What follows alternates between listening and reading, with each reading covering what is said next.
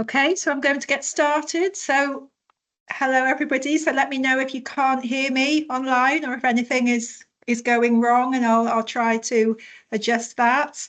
So I'm Emma Liggins from Manchester Centre for Gothic Studies. We're really happy to welcome you all in the room and online to our guest speaker for today. So we're really happy to welcome Assistant Professor Eric Parisot, who's from Flinders University in Adelaide in Australia, who's joined us this week in the centre to work with some of our students and share his research. So he's an expert in British 18th century literature and culture. He's worked particularly on graveyard poetry and on the history of emotions, currently looking into representations of death and suicide. We've just had a very interesting workshop about the history of emotions that's touched on some of these ideas. So his publications include Graveyard Poetry, published in 2013, his new work, Jane Austen and Vampires, from 2024, that he'll be talking to us about. And he's also the co-editor of Graveyard Gothic, which is a jointly edited project with Xavi Aldana Reyes in our centre and David McAllister. And he's also a convener of Flinders Horror and Gothic Group, which is fantastically called HAG. So all credit to whoever came up with that acronym.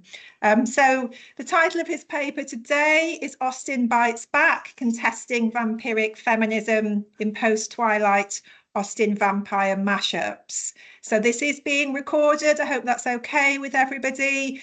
Do save your questions till the end if you're online or in the room. Make sure you've got your camera and mic off if you're listening to us online. Okay, so hopefully everything is now going to work, and I'll pass on to Eric. Thank you very much. Thank you, Emma. Hi, everyone here in person and everyone at home. Can you see me? I mean, am I standing in the right spot for those of you watching and listening from home? Look, let me just say it's been great to be here. You know, coming to the Manchester Centre for the Gothic and MMU has been high on my academic bucket list for a little while now, so I'm glad to have the chance to come and visit and for you to welcome me so warmly. So it's getting late in the day, so hopefully, look, this paper is to introduce partly the book that I published earlier this year, Jane Austen and Vampires. It's certainly not the book I ever expected to be my second book. It also is to present some of the work that didn't quite make it into the book, because it was meant to be a short book, under 50,000 words. But I haven't been able to let go of. So it's something it's been on the cutting room floor, but I've picked it back up and I want to kind of polish it up. So there's an opportunity for me to see if I've got my sequence of ideas right, because I think it's saying something a little bit different to the texts that, the text I'm focusing on today is saying something a little different to the ones that I covered in the book. But also to have a bit of fun along the way, opportunity for, we'll see. We'll try to have a laugh. That's why I've got a glass of wine there. So I told Sarah I can laugh at my own jokes now, and you can join me if you wish. So, so let me move on and make a start.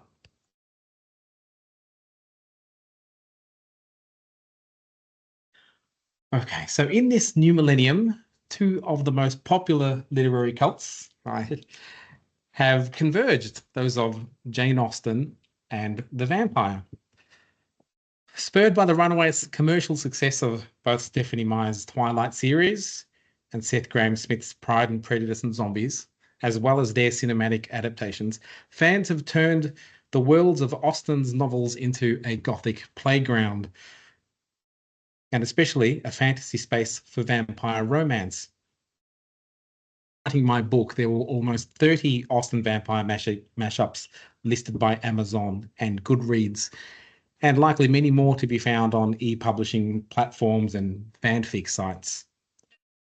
While most seem to have been published between 2009 and 2016, riding the wave of popularity initiated by Myers' novels until its force was spent, Austen-Vampire Mashups are actually still being published today. Excuse me. My recent book, Jane Austen and Vampires, Love, Sex and Immortality in the New Millennium, considers this unlikely literary convergence from a number of perspectives, including what they say about Austen's relation to the Gothic, how the shifting cultural values of Austen and the vampire both clash and align, what their articulation might mean for their respective contemporary legacies, and especially what they might say about the complexities of love, sex, and romance in the 21st century. It also makes a case, I think, for reading so-called lowbrow Austen fan fiction attentively as literary texts, as a way to learn what Austen might now signify directly from her fans and to gain meaningful insight into her changing contemporary relevance to love, sex, romance, and womanhood. You might say that this is a confluent union for the time being, a temporary convergence that speaks to a particular moment. And maybe that moment is already in the immediate past, so quickly do the winds of change blow. Excuse me, it's going to take a sip of water.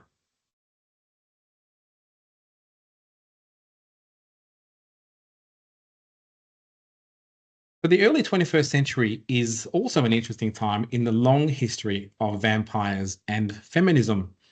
Any potted history of their relation will show that they have long been uneasy bedfellows, and how frequently and diversely women are subjugated in vampire lore. As both the fiendish ghoul rising from the graveyard and as the alluring Byronic aristocrat, the male vampire of 18th and 19th century European literature renders his virginal female victims as hapless subjects to his violent and irrepressible sexual desires. Later, as the female vampire moved into the male view, she does so typically as a hypersexualized being, as, in James B. Twitchell's terms, a masturbatory fantasy, voluptuous, enthralling, dangerous, enervating, a figure conjured to introduce young men into the perplexities of manhood.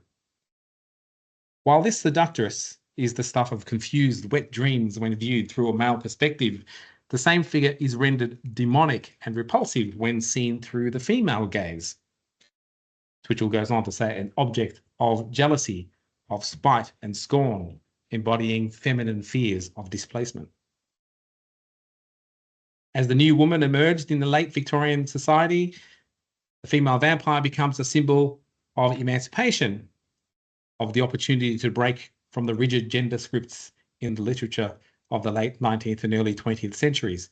However, at the same time, as Carol Senf argues, the new woman vampire was more often than not put back in her box, whether it be a coffin or the domestic home. Senf suggests that it would be decades before women vampires would gain anything resembling equality, an assessment with which Gina Whisker roughly concurs. For Whisker, the female vampire of the latter half of the 20th century offers exciting alternative ways of being by troubling norms of domestic and romantic conformity and creating new sexual energies and freedoms that were to be celebrated rather than punished. To be more precise, Whisker pinpoints the late 1980s through to the early 2000s as the true heyday of the radical woman vampire in fiction, a feminist peak from which vampire literature has since regressed. Whisker proposes that we read from an often less radical, more conservative and constrained moment in the 21st century. Senf observes that in the new millennium, fully empowered and appealing female vampires are rare. A much critiqued exemplar for this perceived feminist regression in early 21st century vampire romance is Stephenie Meyer's Twilight saga. Its young heroine, Bella Swan, is a lightning rod for feminist debate. Many scholars cite her journey as an alarming wish fulfillment fantasy, one where a plain young woman with no singular powers or skills and destined for obscurity in semi-rural America is transformed into the most powerful creature in Meyer's imagined world. I like Joseph Crawford's description here. By the novel's end, she is, quote, blessed with enormous wealth, unlimited power, incredible beauty, superhuman strength, everlasting youth, and the perfect and eternal love of the most beautiful man in the world, along with a devoted family and a daughter who is literally the most special and most intelligent child on earth. In short, Bella is the teenaged white girl entitlement dream, using her proximity to the supernatural to pursue her own individualist agenda.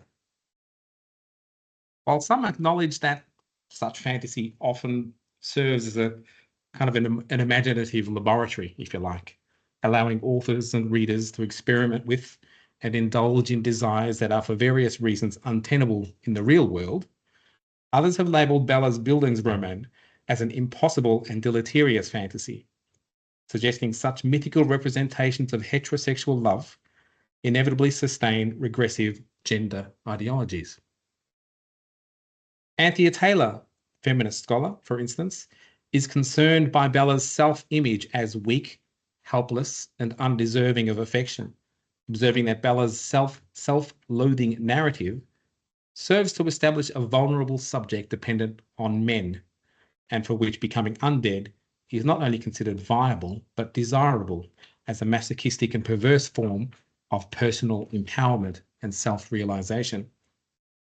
Contrarily, Bella is lauded by some as a champion of choice feminism, with her transformation framed as a version of the post-feminist makeover, in which flawed subjects are transformed through newly legitimized consumption habits and enhance rather than efface individual authenticity and realize a fantasy imbued with the qualities of a fairy tale ending. Seen in such contexts as Celia Jamieson and Julia Dane do, for instance, Bella is the epitome of the neoliberal feminine self, who can be transformed but can also retain self-autonomy. But this argument does not bear scrutiny for others, such as Emma Roach, who argues this rhetoric of choice as empowerment entraps Bella within a perpetual state of victimhood, one that figures vampirism as an attractive solution to all of Bella's problems, feminism as an obstacle to Bella's pursuit of pleasure, dismissed as a hindrance to her happiness, and her triumphant transformation as one that obfuscates the structural issues determining her subordination, ensuring that she remains silent and withholds her critique of patriarchal hegemony. In such terms, Meyer's commercial juggernaut presents as the main culprit for what is seen to be the regressive feminism of post-millennial vampire fiction.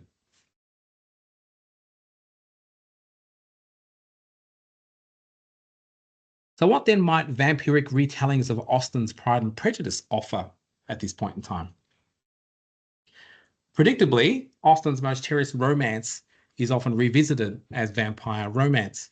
Indeed, it is a creative experiment first seen in Stephenie Meyer's Twilight. Meyer, an avowed Austen fan, has widely acknowledged Pride and Prejudice as an inspiration for her teenage romance, and a number of Pride and Prejudice vampire mashups soon followed. In some of the more prominent examples, Amanda Grange imagines Mr. Darcy as a vampire, taking Elizabeth on a treacherous honeymoon into old world Europe in Mr. Darcy Vampire. Conversely, Susan Crinard brings vampire Darcy into the new world, both geographically and chronologically, as a modern businessman visiting New York, interested in both corporal and corporate takeovers, if you know what I mean, in Blood and Prejudice, which is in this anthology, Bespelling Jane Austen. Colette L. Saucier, surely a pen name, embellishes Mr. Darcy's Byronic eroticism as a vampire lover in Pulse and Prejudice and Dearest Bloodiest Elizabeth. Regina Jeffers turns Darcy into a Dampier, that is, half human, half vampire, and his rivalry with Wickham into an age-old conflict in Vampire Darcy's Desire. And Amy Elizabeth Davis pairs Elizabeth Bennet with Darcy the Dampier as partners in slaying and love in Darcy Bites, Pride and Prejudice with Fangs. As one of the most loved romances in English literature, including a pair of lovers of indisputably iconic status, the novel attracts more than the usual share of adaptations and retellings. If vampires are to be seen as ciphers for the fears and anxieties of any given age, then Austen's Mr. Darcy and Elizabeth are likewise often appropriated as vessels for our views on ideal romance, whether unchanging in the face of modernising cultural forces or transformed to reflect evolving gender and sexual politics. When Pride and Prejudice is retold as vampire romance, it is a creative collision that forces us to reassess the ideals and associated anxieties of modern love and desire. It is through the lens of this kind of experimental dialectic that Davis's reimagining of Pride and Prejudice will be read and assessed here. In discussing the Gothification of Austen, Hannah Burke suggests that mashups write back to their hypotexts to reveal, reaffirm, and or criticise their ideological frameworks. This is certainly true of Austen-Vampire Mashups, but I wish to propose something slightly different here. Instead, these mashups can also be said to write back to Meyer's Twilight, itself a fanfic adaptation, to redress Meyer's sexual politics and to correct what might be seen as an erroneous interpretation of the incipient feminism of Austen's Pride and Prejudice.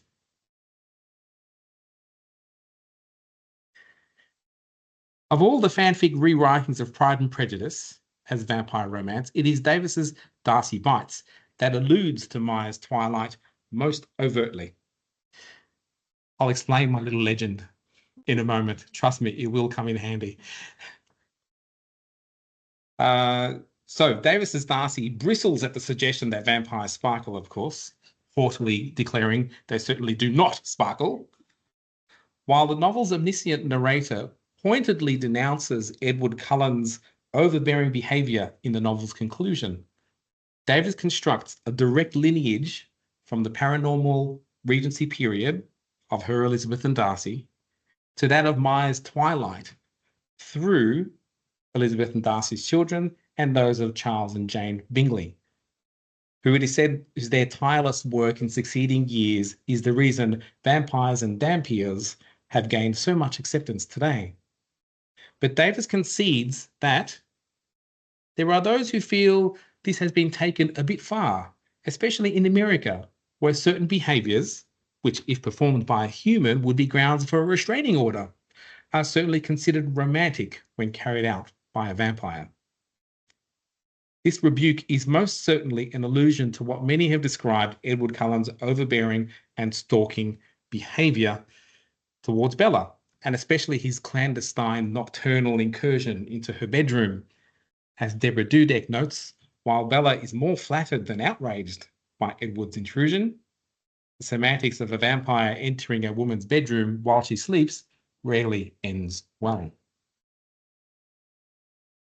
Davis's Darcy Bites, then, can be read as a reassessment of the gender and sexual politics embraced and endured by vampiric and vampire-adjacent women in paranormal romance. Question needs to be asked, though, about the significance of a fanfic production like this, which is a novel that was self-published and far from commercially significant. It's very safe to say that very few people have read this thing. And so claims of cultural significance cannot rest on its popularity. But a claim that I will make for its significance here is that Darcy Bites is a more overt and complicated example of what a number of Austen vampire fanfic mashups have done. Davis's Darcy Bites invokes vampire romance only to interrogate and question it, and especially its claims of supernatural emancipation as feminist progress. The plot of Austen's Pride and Prejudice offers an ideal opportunity to do this, presenting as it does two generations of women of various characteristics as well as different social and economic standing. In Austen's original novel, these women can be read as a spectrum of attitudes towards love and marriage. In Davis's reimagining, this variety is reinterpreted as a diverse range of relationships with vampirism and their feminist implications.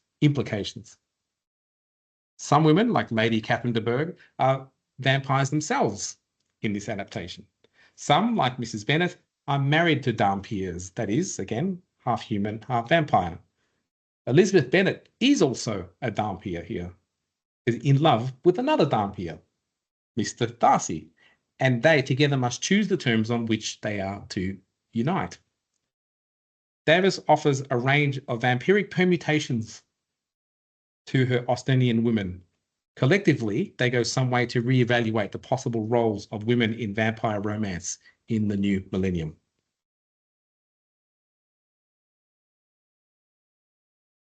So I'm going to focus a little more on the text itself now, but as you kind of got the impression that this is a rather complex interrelation of pure vampires versus half vampires and some humans. So as I decided to come up with this legend to demonstrate to you that if you see a particular image of a character with two teeth, then you'll know that it's a full vampire. One tooth is a vampire, and the one, if there's no teeth there, then you know this is a human we're talking about. But even that gets complicated, you'll see.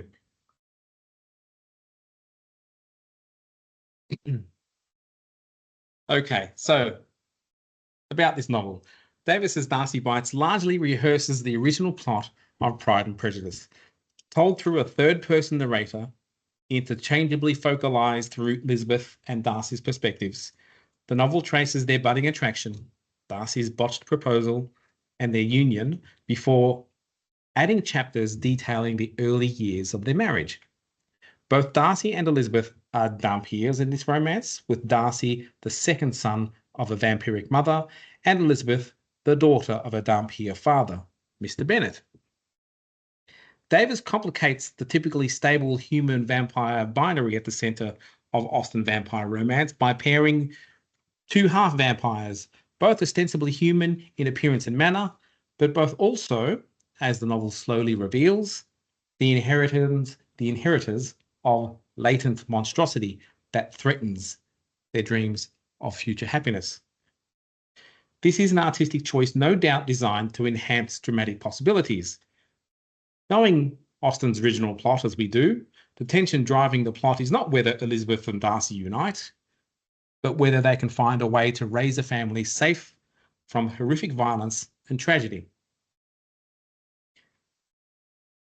The intermingled worlds of humans and vampires in Davis's mashup is complicated and needs some explaining. The novel opens with a prologue that plays on the ironic capacities of Austen's famous opening line by having Darcy read what seems a common misconception. It is a fact universally acknowledged that vampires are undead, wild creatures that hunt without thought or feeling. Darcy scoffs at the suggestion, and the novel continues to establish that not all vampires are wild, and many are capable of sociable assimilation without arousing suspicion. Other sections of the novel reveal that vampires, as a seemingly unstable mix of vampire and human heritage, are often prone to running wild and going feral. Males are more likely than females to do so. Firstborn sons even more so. This detail has significant implications for Darcy and Elizabeth, as we later discover. But as Darcy patiently explains to Miss Bingley and Elizabeth in later conversation, vampires are capable of passing as humans, unharmed as they are by sunlight and crucifixes. In short, as he says, not all vampires are monsters. Feral vampires and vampires, however, hunt by instinct and drain all the blood from a human without thought or feeling. They are wild creatures worse than animals, as he says. The most susceptible to vampire attack are, of course, young ladies, as Davis has the genuinely historical figure, Reverend James Fordyce, explain in Fordyce's fictitious conduct book here, Fordyce's Edicts on Foul Fiends.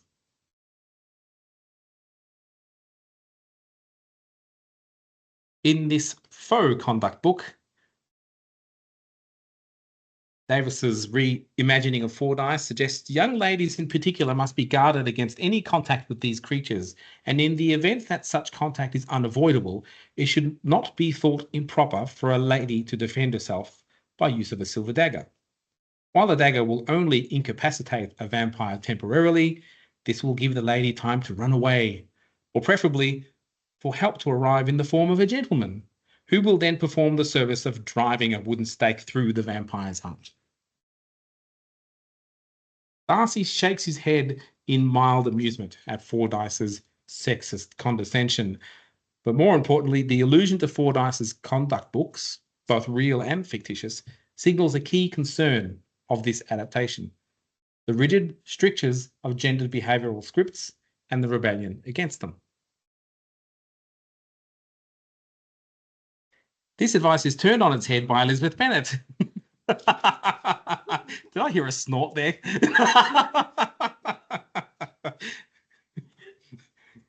I'll spare you the full details of their growing attraction. We all know what happens, right? But it suffices to say that Elizabeth's uncommon skill in sparring is taken as a physical analogue for her sparkling wit and independent mind. Or in other terms, she is someone capable of rising above Fordyce's behavioural prescriptions for young ladies. But the major impediment to their romance is Darcy's potentially toxic monstrosity, which is shown to reveal itself as a protective force in some instances, but also as a latent threat to Elizabeth's own safety, as seen, for instance, with Darcy's rising temper at having his first marriage proposal rejected. As Darcy and Elizabeth evaluate each other as potential romantic partners, they also learn more about their family histories. And it's here that I want to turn my attention to the other women in the novel, to consider them first.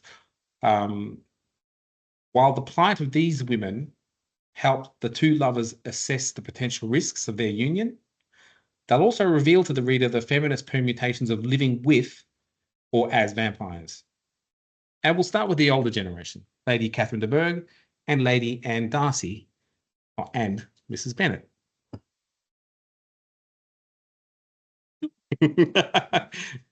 So we come to learn that Darcy's aunt, Lady Catherine, and his mother, Lady Anne Darcy, had in their youth both become dissatisfied with what they considered extremely limited opportunities for women of their class. And they decided to become vampires at the hands of Lady Eleanor Ashley. Their joint decision recalls an episode in Elizabeth McGovern's Regency period graphic novel Blood, Lust and Bonnets, which was published in 2019, when Lucy, a young woman craving adventure and romance, seeks the help of Lady Violet Travesty to transform her into a vampire, only to feel belittled as a stereotype and cliche by an induction form asking her to choose from a variety of reasons young women like her might seek this transformation. So if you can't see, I'll just read this. So the induction form reads, induction form for Secret Ancient Immortal Vampire Club Limited. I am a, circle is appropriate, bored young lady, impoverished minor aristocrat, servant girl with ideas above her station, seeking, circle is appropriate, adventure, scandal, infamy, abject violence, thunderous sexual awakening. Lady Catherine and her sister's drastic choice also speaks to one of the most appealing aspects of vampiric feminism, the emancipation from the limits of human existence and indeed from the constraints of patriarchal ideals of femininity. It also becomes clear that Lady Catherine is a vampire hungry for power, a scheming vampire that doesn't just hope to reserve Darcy for her own daughter Anne, but wants to use Darcy to sire a master race of vampires who, in her words, will have the gifts of their vampire blood, but none of the disadvantages. They will be strong. They will walk in the daylight. Nothing will stop them. Ha ha ha ha. Elizabeth's love for Darcy then disrupts Lady Catherine's eugenicist plans, decades in the making. And, according to Lady Catherine, she must forcibly be removed. Elizabeth fights valiantly, but soon realises her foe's power. Lady Catherine, with her combined capacities of reason and supernatural strength, is unlike any feral or wild vampire Elizabeth had ever encountered. Now, it's at this point we need to pause and recall Darcy and Elizabeth's conversation about the woman's right to carry a wooden stake. Davis exploits the potential for sexual innuendo when referring to Darcy's phallic wooden stake throughout the novel. For instance, in a ballroom scene of rising sexual tension, Elizabeth inquires whether Darcy has something in his pocket. With a wry smile, he withdrew his wooden stake to offer Elizabeth a glimpse, declaring that, even in a ballroom, Miss Bennet, I am never without wood.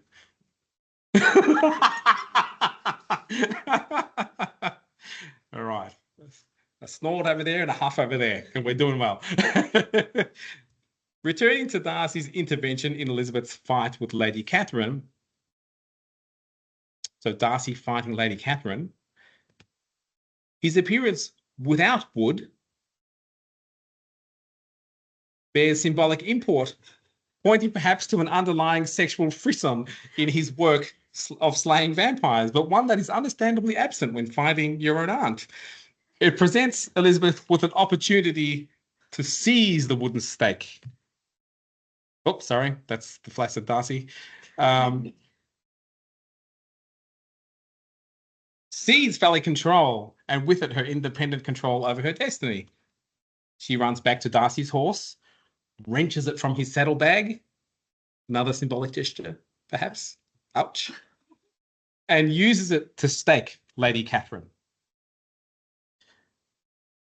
Lady Catherine transforms into a vampire in her youth as an escape from the from the monstrously oppressive limitations placed on women, but in doing so allows patriarchal forces to render her a monstrous being, one whose purportedly collectivist agenda only served her individualist desire for power. Lady Catherine isn't quite dead at this point. More on that later. On the other hand, we have Lady Anne Darcy, Lady Catherine's sister and Darcy's mother. She comes to regret her decision to transform into a vampire. She married a human and gave birth to two boys, George and Fitzwilliam. George is the eldest son, became feral at the age of 12, attacking house staff and his father, forcing his father to defend himself and the household by killing his son. Darcy's mother, grief-stricken, loses control of her vampiric nature too and suffers the same fate as her son, killed in self-defense by her human husband. This tragic family history is the key reason behind Darcy's initial romantic hesitation and his later reluctance to raise a family with Elizabeth. It also serves as a warning to vampire women seeking supernatural agency as well as domestic bliss. It seems you can't have it all. Much to her shock, Elizabeth too has vampiric bloodlines. Vague and buried memories of her childhood and of an older brother are triggered by Darcy's letter explaining the history of his family. Mr. Bennet, it is revealed in time, is the son of Vampires, who married the human Mrs. Bennet. Together they raised a son, Edmund, and 4 daughters, Elizabeth, Mary, Kitty, and Lydia. No Jane as yet. Like Darcy's eldest brother, Edmund also became feral in early adolescence. He was killed by Mr. Bennet while he was on a murderous rampage, but not before orphaning a local young girl, Jane, who is then adopted as the eldest Bennet child. Mrs. Bennet, like Darcy's mother, you notice the resemblance to Gavin's mum in Gavin and Stacey? Actually, there's a lot of Mrs. Bennet in Pamela, I think. But anyway, we can talk about that after dinner, after the presentation. So Mrs. Bennet, like Darcy's mother, is also grief-stricken, but as a human rather than as a vampire. She must bear the burden of her emotional trauma without the prospect of transformation. She is, however, frequently glamoured by her husband to suppress the memory of her son as a kind of opiate, a supernatural form of Prozac. After this revelation, both Elizabeth and Darcy see her nervous flightiness in a new light, rendered as a subject worthy of pity rather than ridicule and contempt. Elizabeth cannot help but wonder what her mother would be like if she hadn't been denied the lot of a mother's grief, the woman's work of carrying the burden of her pain. More importantly, Elizabeth's own family history mirrors the parallel residual trauma of Darcy's family, and both serve to complicate what a joint future might look like. As the older generation of women, it might be said that all of Lady Catherine, Lady Anne and Mrs. Bennet failed to reconcile vampirism with their intrinsic feminist aspirations. Lady Catherine becomes a monster to be vanquished.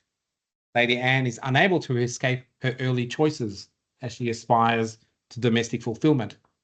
And Mrs. Bennet, in being forced to repress traumatic memories of a lost son, is herself living under the paradoxically oppressive rule of a seemingly benevolent vampiric husband, sucking her dry of her vitality. The women of the next generation, however, seem to plot different paths to what you might call feminist agency, beginning with Lydia Bennet.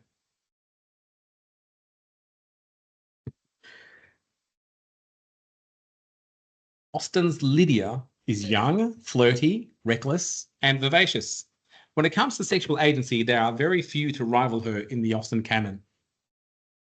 It would make absolute sense for Davis to transform her into a hypersexual female vampire. And wouldn't Dirty Wickham just love that? But in Davis's retelling, the result of their dalliance isn't preternatural sexuality, but monstrous, but justified violence. As a Bennet daughter, Lydia is a Vampire, as signified by her one tooth. But Wickham himself is a Vampire too, not feral, but certainly wicked.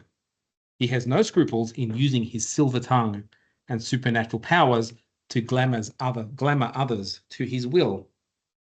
When he takes advantage of and then abandons Lydia, he sparks in her a latent instinct for bloodthirsty revenge. Not quite the resemblance I was hoping for, but I think you get the gist here. As a snarling creature, a feral Vampire without elongated fangs, she launches at Wickham's neck with such fury that she rips out his throat.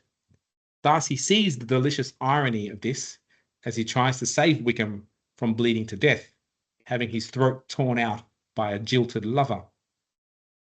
It's important to note, I think, that Lydia is without fangs here. In this moment, she might seem to be vampiric in nature, but her physical appearance reminds the reader that she remains human, and especially a woman. And it is this hybridity that combines to produce such ferocity. In essence, even without fangs or vampiric hypersexuality, Lydia enacts Wickham's worst nightmare. She is the femme fatale, the vagina dendata, and her ripping out his throat figuratively affects his castration. He's gagged for life, unable to use his powers of speech to glamour his victims. But for Lydia, this is a transformation from which she needs to be saved. Mr. Bennet can only see one solution. That's it. We have to kill her. Mercifully, but like a rabid dog. Darcy has another plan, suggesting that Elizabeth's healing powers, that is her deep sense of compassion, might be able to restore Lydia to her true self. Elizabeth speaks to her sister with love, reviving memories of their youth as sisters, and saves her from the unenvied fate of being put down. Lydia succumbs to vampirism as a dual misfortune, subject to the callous sexual politics of the seductive vampire, and in turn appropriating the vampire's barbaric monstrosity to exact her violent revenge, almost at the cost of her own life. Elizabeth's ability to heal Lydia's feral vampirism with love and compassion, that is, with humanity, offers hope for her future. Combined with her uncommon martial skill, which, using the logic of this particular mashup as well as broader cultural markers, can be read as a shorthand for her feminine independence, then this uncommon martial skill is deployed in this novel to vanquish the most powerful vampire of all, Lady Catherine. The writer's description of Elizabeth's epiphany around the revelation that Darcy is her ideal partner is, I think, telling.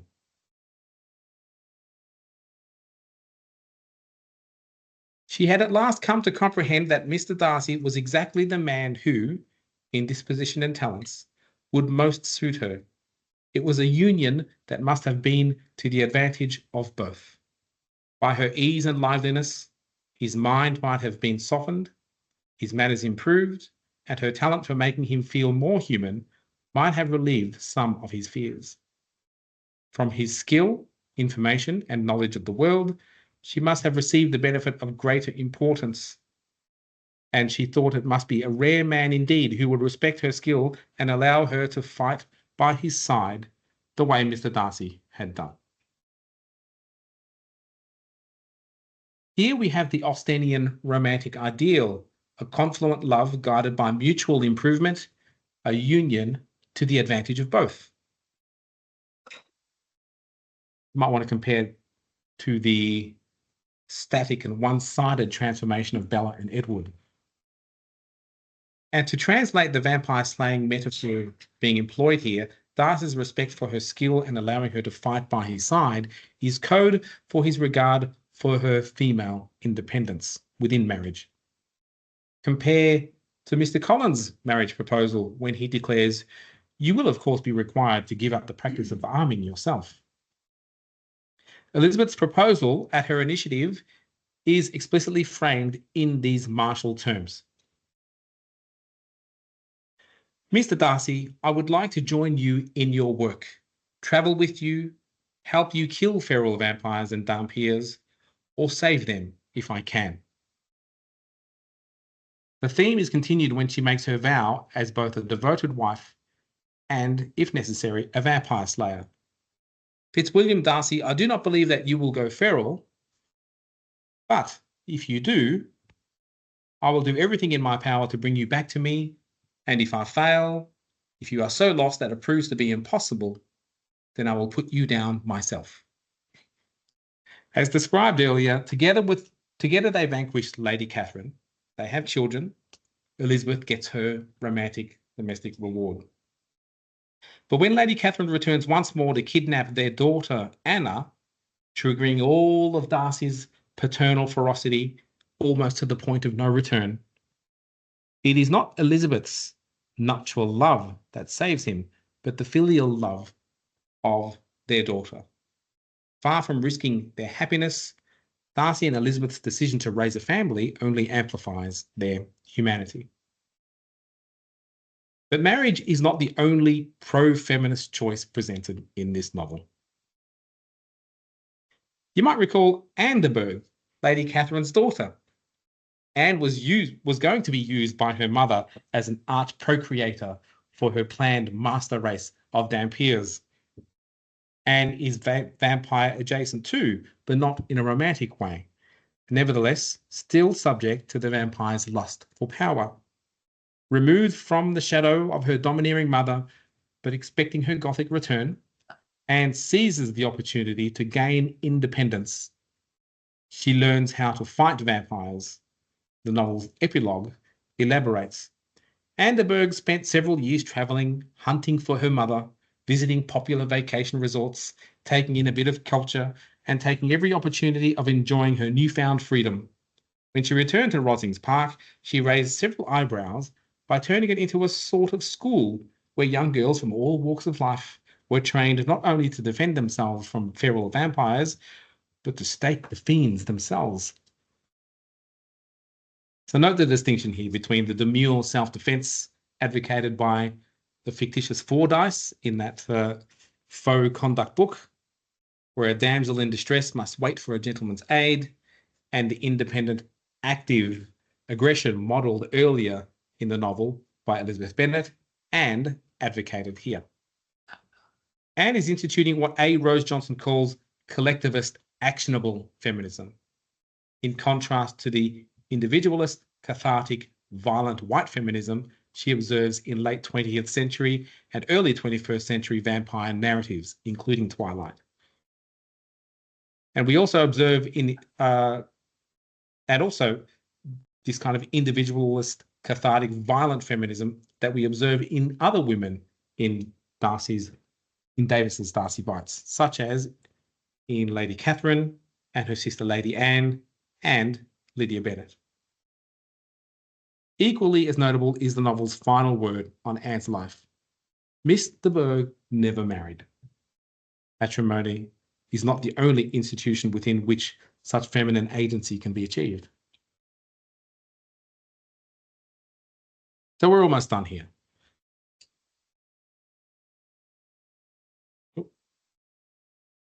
Anne de Bourgh's collectivist feminism, reminiscent of the sorority of slayers instituted by Buffy at the end of Buffy the Vampire Slayer, and Elizabeth Bennet's model of independence that inspired the school and its edicts are both achieved by vanquishing vampirism. For Lady Catherine, Lady Anne, Mrs. Bennet, and Lydia, vampirism is more than a lifestyle choice. It is a pathological condition that plagues their human or undead existence, an obstacle to, rather than an opportunity for, emancipation. Read in this manner, Davis's mashup might be said to self-reflexively renounce the very Austen-Vampire mashup trend of which it is part. It might also be said to correct the alarmingly regressive feminism behind individualist fantasies disguised as choice in Meyer's Twilight. Perhaps, finally, and perhaps surprisingly to some, Darcy Bites and other vast Austen-Vampire mashups of its ilk could be said to attest to the endurance of Austen's progressive feminist values, where courtship is more than a path to matrimony and to happily ever after, but more importantly, to independence of mind. I'll leave it there. Thank you.